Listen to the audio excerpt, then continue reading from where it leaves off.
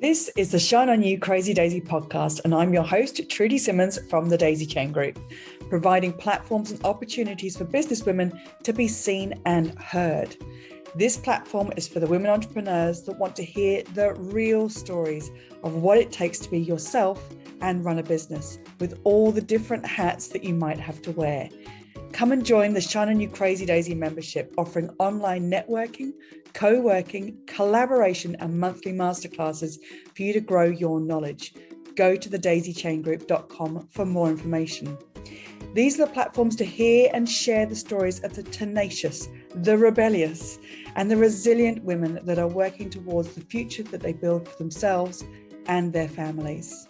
Hello and welcome to the Shine On You Crazy Daisy podcast. And today I am thrilled and excited to introduce you to Gemma Willsher from Winchester GP. Gemma, thank you so much for being involved in the book and the podcast. Please tell us about your business. Oh, well, that's a total pleasure, Trudy. Thank you for having me. So I co-own and manage Winchester GP. We are a private GP service operating throughout the Winchester area. We're offering face-to-face consultations, also video consultations. We'll talk about those a bit later on. But yes, absolutely everything from when people are feeling unwell in the moment to if they want to take a more proactive approach to their well-being with wellness screens, specialist menopause consultants, pretty much anything for people to make sure they're feeling their best. That is so wonderful. What really surprised me about reading your chapter was the decision to leave the fast-paced world of investment banking. What actually drove you to, because it sounded so much fun in the chapter. I mean, fast-paced, yes, but what drove you to do that? Absolutely, I cannot deny it was so much fun going to New York, early 20s. I mean, ideal. I got no responsibilities. I had the energy. I was working all hours God sends, partying all hours God sends. So absolutely, if somebody asked me, would you do it again? Absolutely, without any hesitation whatsoever. But I think obviously life and circumstances move on. And I found myself kind of, 6-7 years into my career, not so much enjoying the everyday substance of my work anymore. I felt like I'd very much got into a rut and, I kind of learned some techniques, but essentially what I was doing was starting to feel quite repetitive. I wasn't necessarily enjoying the personal interactions that I was having on a day-to-day basis, which I think is one of the big reasons why we go to work, actually, is the social side of it. And I guess the clincher for it was when I was kind of, you go through your wheel of life and all the things that are going well and why you're doing what you're doing. And the only reason I could think of for carrying on in that job was money. And that was it. And I feel that, when you lose that sense of purpose, when you lose that sense of there is an intrinsic value to what I am doing, over and above the fact that it enables me to keep the lights on and look after my nearest and dearest, that is the point at which one can reassess. And then obviously at the same time, as I referenced in the chapter, I had some underlying health things that were starting to go on, which now with hindsight, I have absolutely no doubt in my mind were completely linked to, the feelings, the stress that I was feeling from going to work. So actually it was sort of, I call it what are the chances. There are so many points in my life where things just kind of conspire, whether I subconsciously drove them that way or whether they happened. You could do a whole nother essay on that, but I just felt that, when ultimately the round of redundancies came over, I was like, oh my God, why haven't I done this before? This was right for me. And, I just needed somebody to say, just let it go. That was what was best for me. Well, and what was great in your chapter was talking about the infertility side of it, connected with the stress of what you were going through, the burnout that happens in these highfalutin jobs that feel like it's all money driven, but the stress that the body goes through and how that absolutely in wanting to have children, finding the time, and also the medical things that come along with the stress that it does to your body. I mean, I have to say to you, Trudy, as well, that my experience is not in any way unique. It was very standard for women. I felt lucky realizing quite early on, I was under 30, knowing that I had some issues and I was going to need to get help. But there are so many women that work incredibly hard in those careers and get to a much later stage in their life before they even think, oh, by the way, I'm going to schedule some children in at this point. And then only then do they kind of start feeling, realizing there's an issue there. And I have to tell you, in the waiting waiting room of the fertility clinic where I got to spend a lot of time, there were lots of very high-powered career women, you know, lawyers going over their case notes when they're waiting for their transvaginal ultrasound or their blood test, trying to kind of hold everything down and fit this thing of having a family in. And it's incredibly hard. And then I was very happy that all I had to do was sit and knit in the waiting room rather than sit and manage my client base. Yeah. And this is what was so brilliant about getting your story out, is that it will relate to so many people. But so then obviously you had your wonderful children, and then you decided you wanted to go back to work, and then you talked about feeling worried about explaining your surprisingly long career break. Why did you feel like you had to explain it, or why did it worry you? It did, to be honest, it didn't worry me until I started trying to get back into the world of work. And then you're there kind of mapping out your CV, and, you know, I've done this, I went to this university, I've been to these blue chip employers, you know, boom, boom, boom, it all looks great.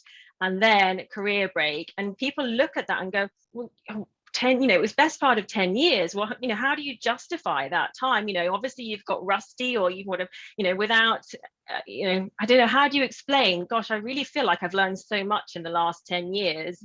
But when you break it down into the nitty gritty, it's not CPD courses, and it's not, I went and trained myself in this, and I did do some training in that time, as I mentioned, but it's more just life experience and maturity, and that you can bring. And it's not that you've lost the person that you were, but you just haven't got any lines on your CV that you can write, you know, develop negotiating skills, or, you know, you know, all the things that, you know, mums learn. You're kind of really weaving into the tissue of your family's life and kind of providing that mesh there. And it's not, if you take it in an individual strand out and try and explain it, it looks like nothing. But when you're delivering that the whole time, kind of, it does become this incredibly strong, you know, network and mesh of support that you're creating for that family unit.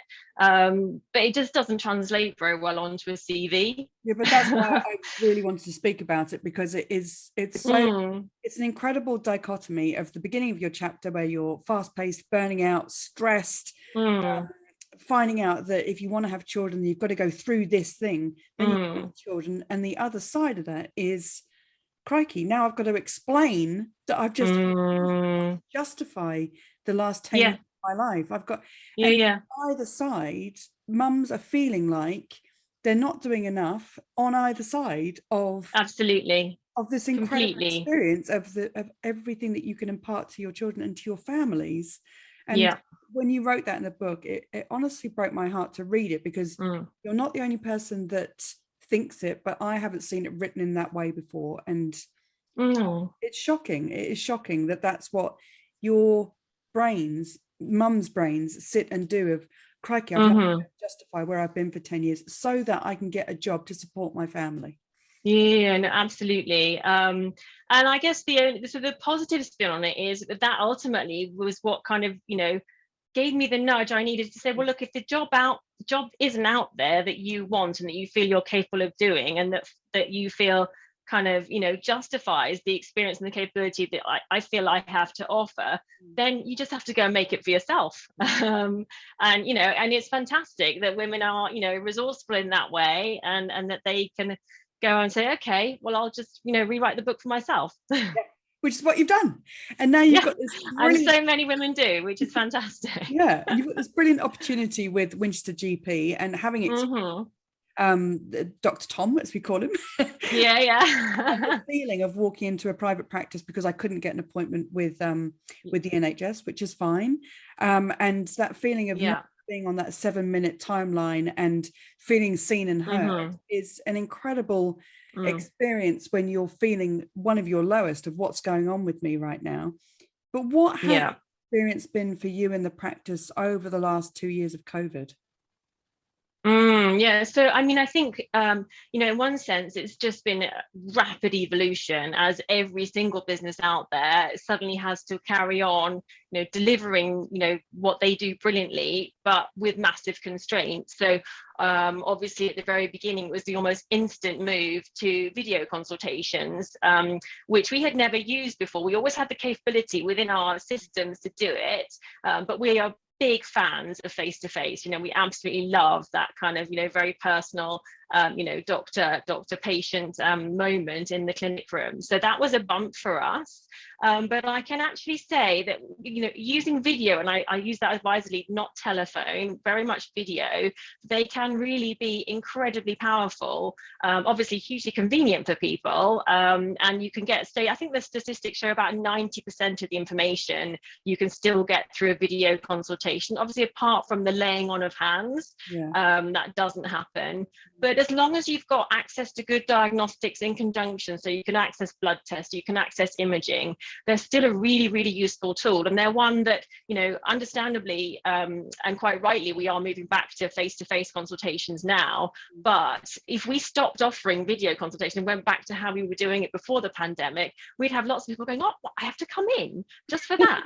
I want to stay in my pajamas, I'm feeling rubbish, and and good for them. So it's definitely added something to our service, and the flexibility that we can offer our patients. We'd had other kind of crazy just COVID moments that we're now kind of past. At one point, in order to carry on having blood tests, we had like a drive-through phlebotomy kind of service where people who desperately needed to have these monitoring blood tests done, they came to a drive-through location, window down, make sure you're kind of nice and wrapped up, arm out, quick blood test, and off they went again. So all these amazing, like kind of crazy, just making do type measures that we had to evolve.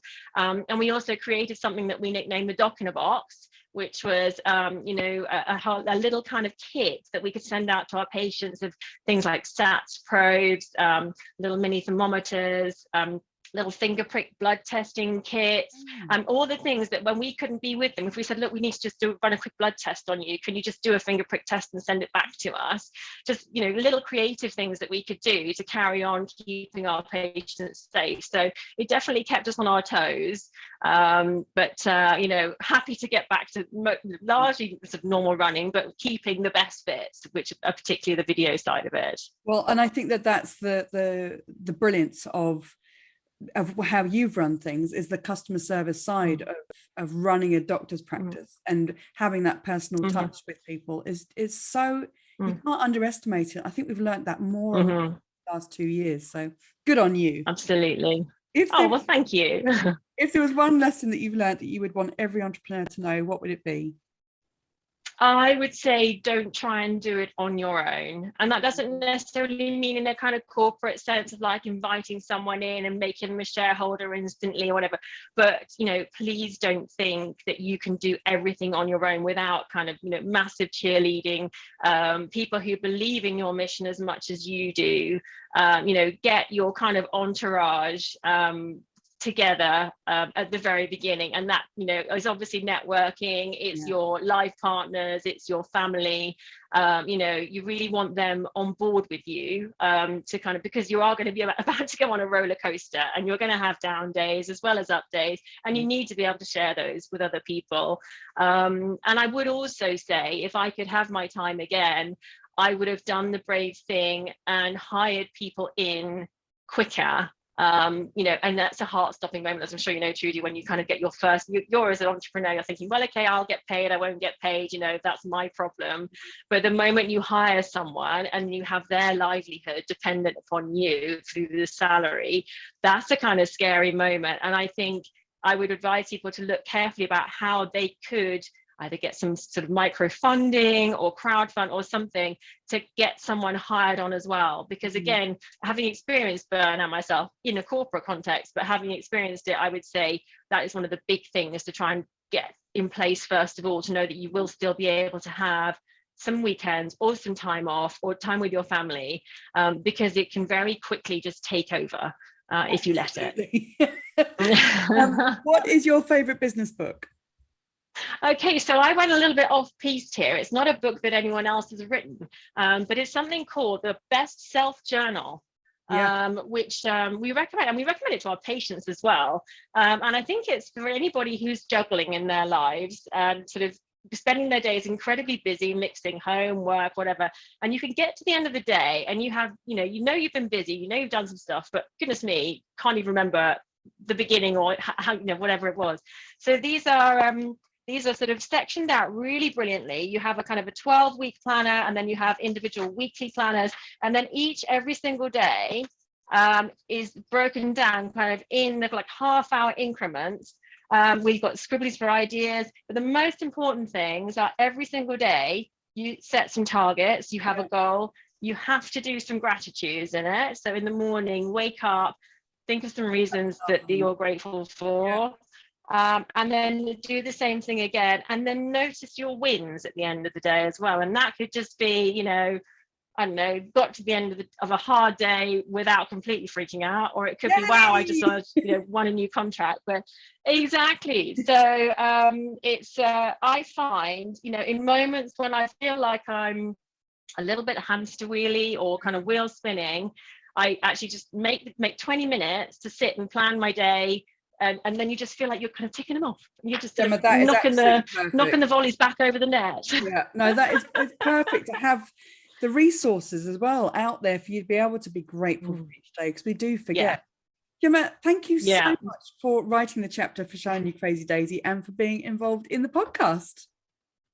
Oh, it's a total pleasure. Thank you, Trudy.